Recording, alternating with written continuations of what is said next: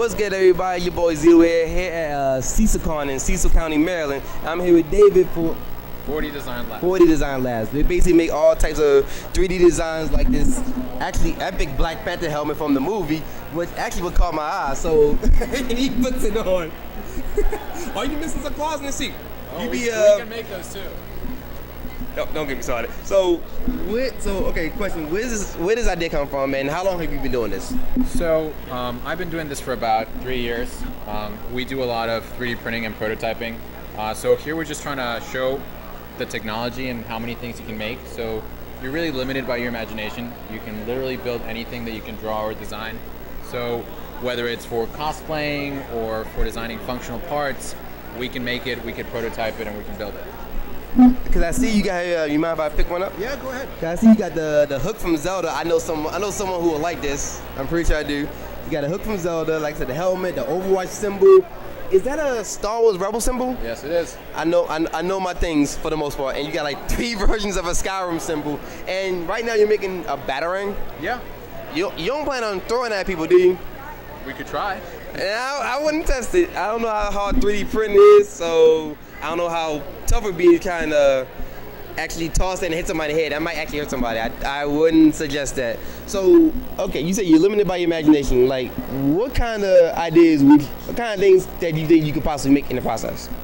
So, well, here at Cecil we're catering to artists. So we see a lot of cosplayers. So if you have an idea of a special cosplay you want to be, we can help you either design it or make it, or we can help you find the files to make them.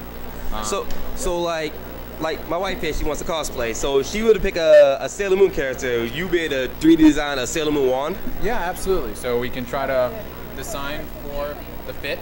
So depending the different sizes, we can definitely do the different dimensions, the different colors, and we can actually manufacture it for you. That's actually kind of interesting. And okay, so how does this machine work? Because I've seen this before, but I've never actually gone to figure out how to work. Because 1, I'm broke. 2, I don't have the money trying to pick this thing. So if you want to come closer and check it, so you start from a 3D file, and then you get a software to break it up into tiny little layers. And then what you're doing is you're taking this this plastic here. It's going up through the motor. Down here, there's something called a hot zone that's actually kind of melting it. And it's putting it down in layers at a much higher temperature. As it cools down, it becomes hard. When it's hot, it's more malleable, and then it just keeps building up until you have your part. Oh, so basically, these are the 2 metals you use to make these things. Plastic. Plastic. We do have some plastics that have metal inside of them, so they have more of a weight. You can sand them down. But most of it is just plastic. Yes, absolutely. We have for instance, this guy has ceramic in it. So it has more of a ceramic feel. So like if you look at the Darth Vader over there and the Yoda Master, they have more of a ceramic look to it. Then we have other things that are more like wood. So for instance, these sporks, you can actually sand them down and you won't even know that it's plastic. So if you want to hold them, you can actually see that and feel that it feels like wood.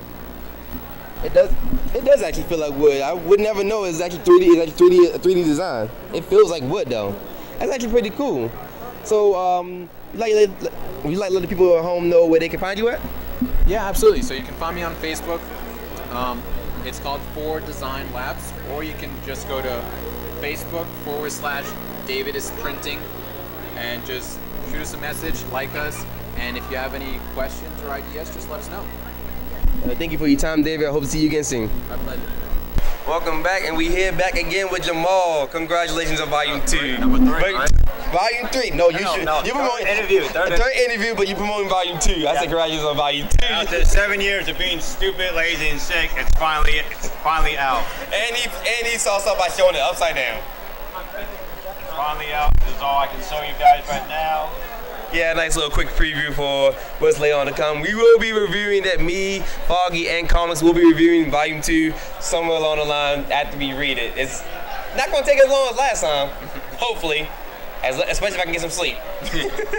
Yeah, they actually pay for this, so. So, yeah, we're back on Cecil Con. Yes, he's back with more artwork. He got Volume 2, and my God. So, how has this year been treating you so far? This is the first convention for the year, man. I mean, I was You know, I was a little bit nervous because like Volume 2 comes out and like some people didn't remember because it's been so long since Volume 1.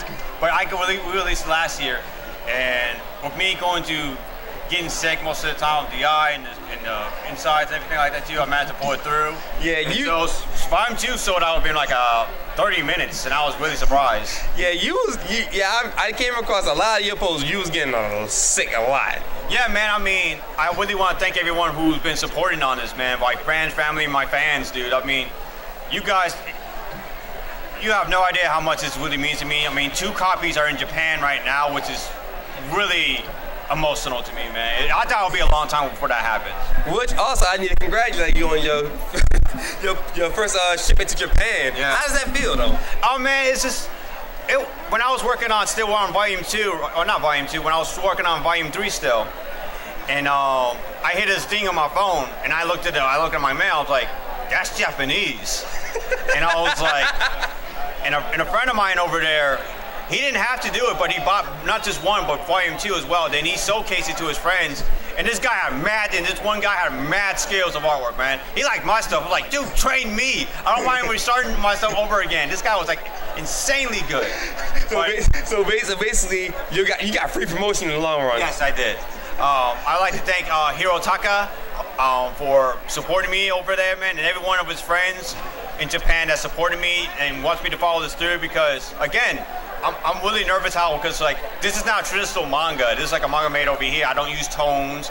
I don't use really Indian ink or anything like that as well. I just go what I know. You don't use a lot of stuff that you see in most manga. Yes, and somehow it works. Somehow you got attention, and the fact it's in Japan is a good thing. All that's left now is Korea, China, maybe Europe, but we'll see. Yeah, we're just gonna take it one step at a time, man. But yeah, it's just as long as you can spread yourself more in Japan, that's even better though. Yeah, man. I really want this to become an anime, like Madhouse, Bones, whoever's good, man. Just want this to become a real solid, professional anime. I really do because that's what I've been working on for a long time. And like I'm working on Volume 3. It's supposed to be coming out on June 28th. That's the goal I'm heading for. I only got like 6 more chapters to do. I'm going full speed ahead. Just imagine if Funimation found some way to pick up your stuff. If Funimation does have it, I'm going to make sure they don't really replace most of the words. I mean, don't get me wrong, I love Yu Yu Hakusho, but most of the words they didn't say in the manga. I mean, they're not 4Kids. Yes. It's Funimation, so it's not going to be as bad as 4Kids TV, because look how they did Yu-Gi-Oh! I don't know, is 4Kids still around? I don't think so. I think they're gone. Oh, wow, man. Well, I still like Yu-Gi-Oh! And I still like some of this. We all like Yu-Gi-Oh! But 4Kids did kind of screw them up. You come from a guy who grew up in the era when Dragon Ball Z was edited with the whole the parents shoots it in the sky, and somehow when Tien gets his arm chopped off, like you want to swing with goes back, right? Man, you go back arm, really? Man, I love that show. That's still my favorite show to this day. Even with the recent hiatus of Dragon Ball Super, it's still my favorite show to this day. I don't mind the hiatus because I understand what the Japanese have to go to over there, man. I mean, it's a lot. I'm still waiting for Vagabond. He's been working on for Slam Dunk for a long time, and that's weekly. You also got Nana on hiatus. Berserk usually goes on hiatus now, but it did surprise though. It came out with a 5th chapter this month. So I don't know if he's going to do it, man. But I understand why they gotta go through hiatus because it takes time to do work. You get sometimes sick. Like World Trigger's not back. It's been 2 years, but they get sick, so I understand their pain. And I understand that people want the manga to be done, but would you rather have a good manga that actually takes the time to actually do, or you want to arrest a manga that ends up being bad? Yeah, a lot of work goes into these things. I need to catch up with Berserk. That's actually one of my favorite mangas right now, yes, especially how brutal it is. The story has gotten good. I think right now it's going to at least have 1 or 2 more arcs. I have an idea how the end is going to be, but you just never know. I'm going to catch up with that, though. But thanks a lot, man. Thanks for running to me again, though. No problem, man. Thank you, guys. We'll catch you next time. Whatever convention we'll see, man. I'll be at Comic-Con next, and I'll be at Anime Expo for the first time. Thank you, Ejin. This is going to be fun, though. But we'll catch you next time, guys. All right, thank you, guys. Goodbye. What's up, YouTube? This is Chris Comics here with Ether Empire LLC, and what I have with me is Foggy and Brandon Booth. And we're here at CecilCon doing an interview with him. He's the coordinator who got to put everything together, and he has a big team behind it. I had a table here 2 years ago, and I came by and just wanted to see how things are doing, and things were definitely different. So the first thing I wanted to ask was, how did you put everything together? Well, there's a lot of help that goes into this. First off, a shout out to my lady. I might be biased, Meredith Keating. She is one of the greatest coordinators. She put together a lot. She's customer service, graphic design, web design, the main event coordinator. So props to her. I am one of the coordinators, but I have to give a shout out to her first. Then there's me as a coordinator. I did the video game room this year. We have also our other officers, Cole Bodso, James Brubaker, Payne Cole. James Brubaker was actually the one that originally came up with CecilCon 5 years ago when they were in the Geekdom Club, which was a student club. Nice. And from there, it's evolved, and all three of those students have now turned into part of the committee, along with us, who ended up helping them bridge the gap between small-time convention to marketing it right to making it explode. And then last but not least this year, we jumped on board with Sean Markey of Lifelong Learning, which is a business part of the college, and that was able to end up helping us be able to make such an amazing event this year. Because in prior years, we ended up having just a student club budget, which was kind of shoestring. So this year, we ended up being able to do all the stops for everybody. Now, this is like what you guys' fifth year having the convention up? Oh, Yep, wow. this was our 5th year, and the advertisement for this year was the Seahawks celebrating with the birthday cake. There you go. And you said the coordinator was Meredith Keaton. That's the one who sent me the emails out every year saying that you guys have an event coming up. Yeah, And, again, I'm biased. She's truly amazing. She's loved my life, but she does so much for this. Oh, I can't even good, start explaining. good. And that's just not, again, because of me. It's the real truth. So. It's teamwork. Now, like, unfortunately, last year and this year I couldn't attend, but I'm glad I'm being here as a regular attendee because I like being here the first time I showed up.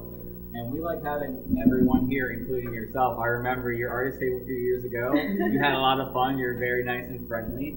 And your whole staff here is great as well. Thank you. And all the attendees, we want them to come out. The one thing we definitely want to do is create a culture in Cecil County, create diversity, and make sure that all the people who have fandoms or geeks or nerdoms love bringing it out. A lot of people seem like they're kind of shocked to bring it out until you bring it to them. Right. So this event's been growing every year.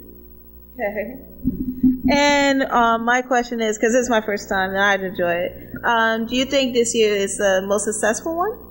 I would definitely say it's the most successful one. Last year we ended up counting 1,250 attendees. Yeah. This year we were prepared for a minimum low of 2,000 and a maximum of 5,000. Yeah. And just by some basic numbers, don't count me on this or quote me right now, but it definitely seems like we hit the 2,000 mark, but I'll have more statistical data soon to be able to hit the actual real number for everybody Gotcha. wondering. But between artists, dealers, the new rooms, the new buildings, staff, volunteers, everything was just so beautiful this year that I would definitely say it's the most successful. Nice. Now, here's a little small question from me. Why April? Why April? Why April? April mainly because it's supposed to be the start of spring, and on top of that, if we were to push it back to May, there's a lot of graduation happening.